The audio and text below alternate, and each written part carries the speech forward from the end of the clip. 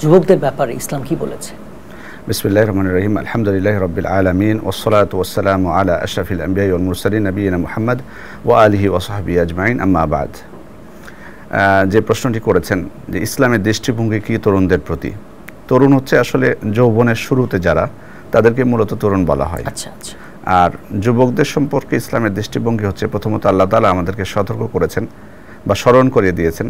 তিনি পবিত্র কোরআনে বলছেন, আল্লাহুল্লাযী খালাকাকুম মিন দুফ। আল্লাহ তাআলা তিনি তার পরিচয় দিচ্ছেন যে তিনি আল্লাহ, যিনি তোমাদেরকে সৃষ্টি করেছেন দুর্বলতা থেকে।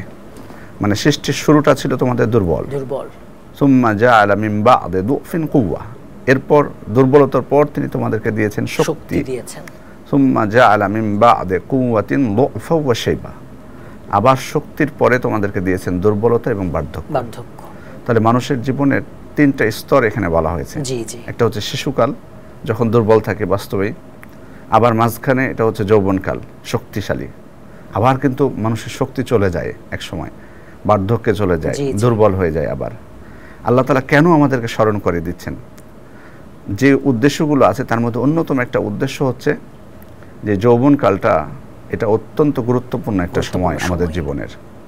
আমরা জীবনের বহু কাজ আছে যেগুলো শিশুকালেও করতে পারবো না, বার্ধক্যেও সম্ভব না, কিন্তু যৌবনকালে আমরা পারবো। সেজন্য যৌবনের গুরুত্বটা স্মরণ করিয়ে দেওয়া হয়েছে। এজন্য এই বয়সটাকে কোনোভাবে যাতে আমরা গুরুত্বহীন মনে না করি। এজন্য আল্লাহ রাসূল সাল্লাল্লাহু আলাইহি ওয়াসাল্লামও কিন্তু তিনি আমাদেরকে বলেছেন, ইগতানিম খামসান ক্বাবলা খামসিন। পাঁচটির পূর্বে পাঁচটি বিষয়কে তোমরা গনিমত হিসেবে গ্রহণ করো, গুরুত্ব দাও। তার মধ্যে একটা হচ্ছে শাবাবাকা ক্বাবলা হারিমিক। বার্ধক্য আসার পূর্বে তোমার যৌবনকালকে। জি, তাহলে আমরা যারা তরুণ যুবক, তাদের একটা জিনিস মনে রাখতে হবে যে আল্লাহ তাআলা স্বয়ং আমাদেরকে স্মরণ করিয়ে দিয়েছেন এই বয়সটার কথা। তিনি ইঙ্গিত দিয়েছেন যাতে আমরা স্মরণ করতে পারি যে আমরা কোন বয়সে আছি, যে বয়সে আমাদের কাছে অনেক কিছু, ইসলামও আমাদের কাছে চেয়েছে এবং দুনিয়াতেও কিন্তু অনেকের অনেক কিছু চাওয়া পাওয়ার আছে। এই জন্য আল্লাহ রাসূল সাল্লাল্লাহু আলাইহি ওয়াসাল্লাম আমাদেরকে সতর্ক করেছেন।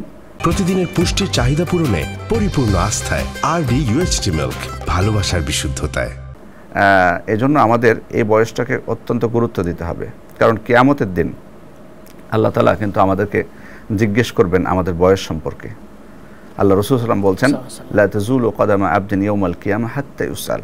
বনু আদমকে, মানুষকে অগ্রসর হতে দেওয়া হবে না যতক্ষণ না তাকে প্রশ্ন করা হবে।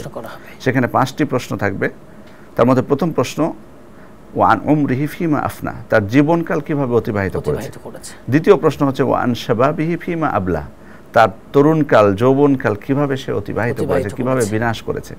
তাহলে খেয়াল করুন, প্রথম প্রশ্ন যেটা, তার জীবনকাল কিভাবে অতিবাহিত করেছে, এটা তো যথেষ্ট ছিল, শিশুকাল থেকে বার্ধক্য পুরো জীবনটা। কিন্তু আবার বলছেন যে তার বিশেষভাবে বলা হচ্ছে যে তার যৌবনকাল সম্পর্কে প্রশ্ন করা হবে। তার মানে অবশ্যই যৌবনকালে আলাদা গুরুত্ব আছে, আমাকেও গুরুত্ব সহকারে নিতে হবে এবং সাবধান থাকতে হবে, সতর্ক থাকতে হবে এই বয়স সম্পর্কে। সুন্দর বলেছেন।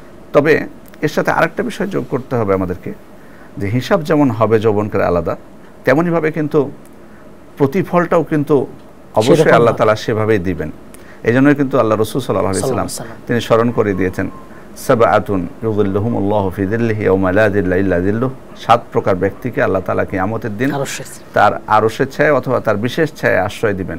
তার মধ্যে এক প্রকার হচ্ছে শাবুন নাশআ ফি ইবাদাতিল্লাহ, ওই যুবক যে ইবাদতের মাধ্যমে তার যৌবনকাল, তারুণ্য অতিবাহিত করেছে। তাহলে আমরা অবশ্যই হিসাব হবে, এটা যেমন আমাদেরকে সতর্ক থাকতে হবে, তেমনি মনে রাখতে হবে যে আমি যদি এই যৌবনকালটা যেভাবে ইসলাম আমাকে নির্দেশনা দিয়েছে সেভাবে যদি আমি পার করি, তাহলে আমি প্রতিফলও আল্লাহ তাআলার কাছে পেয়ে যাব সেভাবে। এই জন্য আমাদের উচিত হচ্ছে, ইসলামের দৃষ্টিভঙ্গি হচ্ছে এই যৌবনকালটাকে বিশেষভাবে ইসলাম গুরুত্ব সহকারে দেখেছে। অতএব প্রত্যেক যুবক, প্রত্যেক তরুণদের উচিত এই বয়সটাকে প্রতি গুরুত্ব দেওয়া, সতর্ক থাকা এবং নিজেদের দায়িত্বগুলো বুঝে নেওয়া।